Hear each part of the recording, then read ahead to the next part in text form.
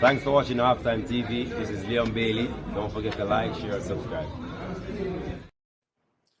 Hello, welcome to another episode of Halftime TV viewers and subscribers. And today we'll be providing you with our reaction to that interesting game. And I say interesting because you had the full roller coaster of emotions. That game, Jamaica versus the United States. Now, before the game, I spoke to a couple members of the team, what the vibe was like, because obviously the interview, that bombshell interview that was released just hours, I think just about 24 hours before kickoff.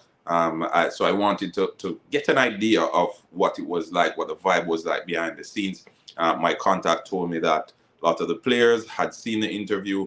However, they didn't take too lightly to it. There were also others from the coaching team who weren't too focused on what was happening in the media. We also received a lengthy statement from the Jamaica Football Federation a little bit earlier on this morning as well, basically saying, providing information on a number of flights that were booked for Leon Bailey, the last 5 or 6 flights, I think it was, all of which had just about, I think, maximum of 1 connection, and being economic business, being business class, sorry. So we won't talk about that now, though. Obviously, this is not to go through the interview again.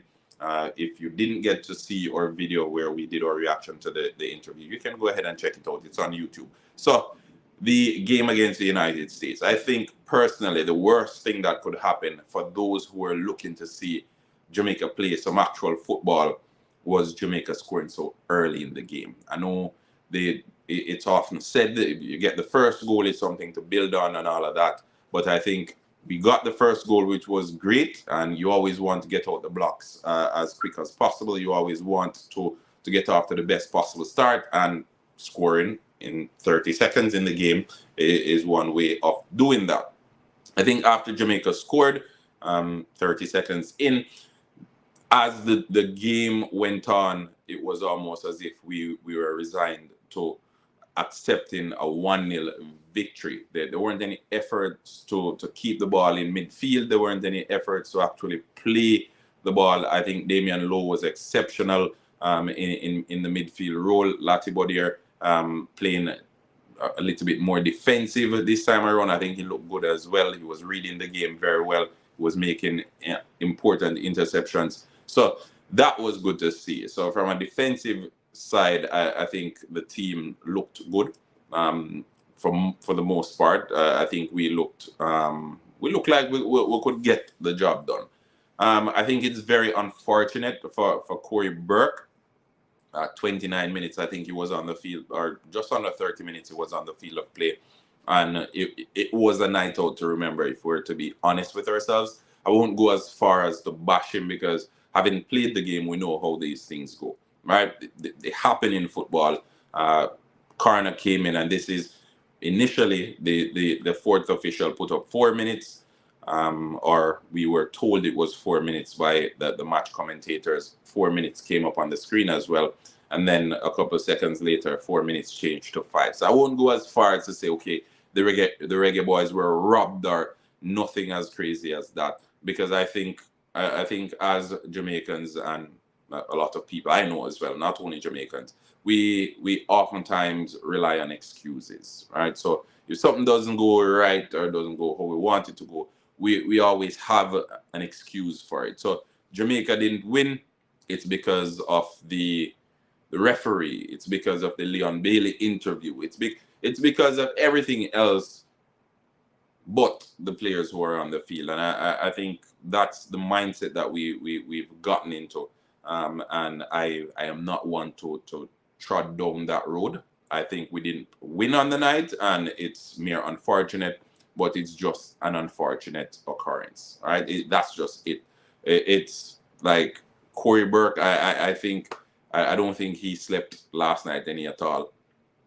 Because if even if he tried to, he couldn't have placed that header any better. All right, he couldn't have played. If he was trying to put that header in the US goal, he'd probably get it wrong 9 out of 10 times. And here him trying to clear the ball off a corner, obviously, and it ends up in the top corner.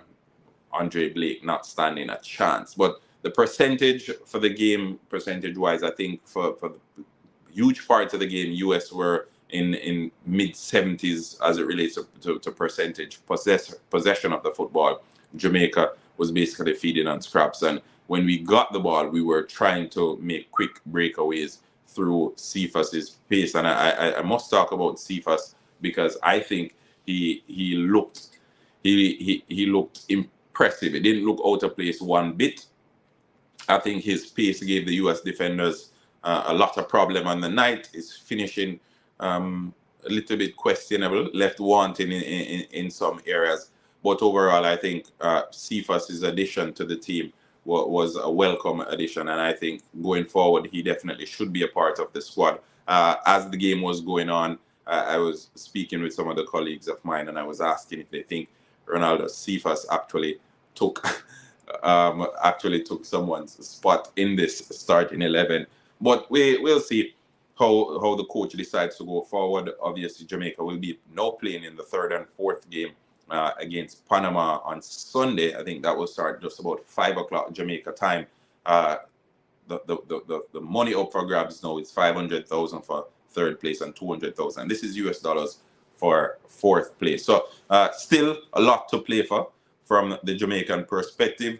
The players obviously not happy with the interview because they felt as if the timing, if Leon Bailey were a true member of the team, as he says he is, the timing of the interview would have been taken into consideration, especially prior to like less than 24 hours before one of the biggest games that most of these guys have played for Jamaica. So I think the performance from the Jamaican national team, we've been saying this time and time again, the lack of midfield.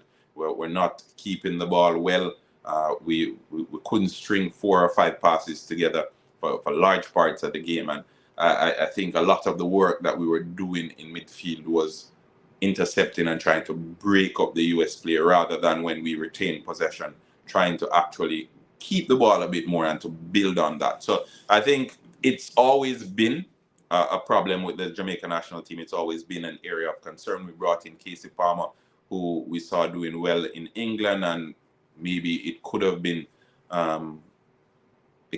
better from him by his standards, but that wasn't the case, and we just have to live with it. I think the United States, they played well for large parts of the game, but they didn't provide any attacking threat for the Jamaican national team in that 90 plus 5 minutes to say, okay, they're deserved 3-1 victors or they're deserved winners for this encounter. I think when it went into extra time, obviously the Jamaican team, they lost their legs, they got tired, they lost concentration, and we shipped 2 more goals as the coach tried to get back into the game. But I think just overall, the performance of the Reggae Boyz team, it was one that was left wanting.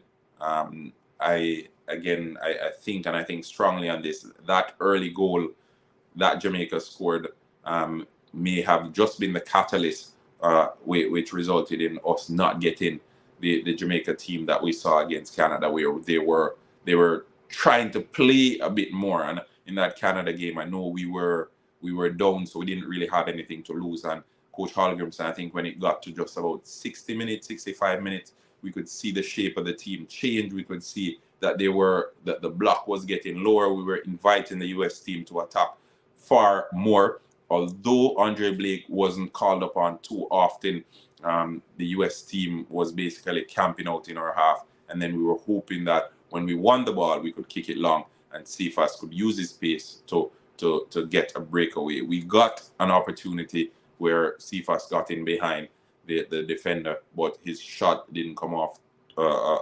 as good as he wanted to. I think he still had a couple more touches in that one, but it just wasn't to be. But overall, I think the Reggae Boyz, they did well in the grand scheme of things. I think there's still work to do from the coach's standpoint. In-game management as well, I think, needs to be looked at. I think there were areas and there were aspects of the game that could have been handled better by Coach Hallgrimson. But he understands the job, and he is a proper coach. He knows what he's doing. And amidst all the noise that was happening out there, we still saw the players go out there and they left it all on the pitch. HEARTBREAK, again, it's just one of those unfortunate events. And I know he would have been apologizing to his teammates in the dressing room last night, but it's just how it is. So Jamaica lost 3-1 against the United States over there at the AT&T Stadium.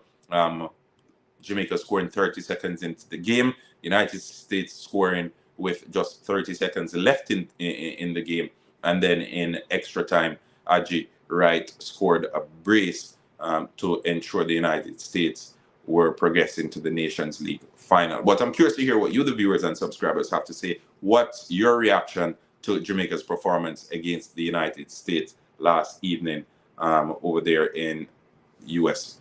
I think the US were on home soil. The stadium was empty, if I'm to be honest. It seems as if a lot of the US fans weren't impressed. And if you look in the comments, a lot of the posts that were made about the national team, the US national team in particular, the fans are dissatisfied. So I think the US team isn't where they want to be, and Jamaica isn't where we want to be either, but it's a work in progress, and I expect in the months ahead Jamaica to improve. And as I said, the World Cup qualifiers are coming up, the Copa America is coming up, so we expect big things there. But the big question is, will Leon Bailey be welcomed back into the team with open arms, especially considering how the players felt about the interview that he gave, and the timing the interview was released as well. Let us know what your thoughts are in the comment section, folks. Remember, smash the like button, subscribe to Halftime TV if you haven't yet done so. Have a wonderful day, and thanks for watching Halftime TV. This is Leon Bailey. Don't forget to like, share, and subscribe.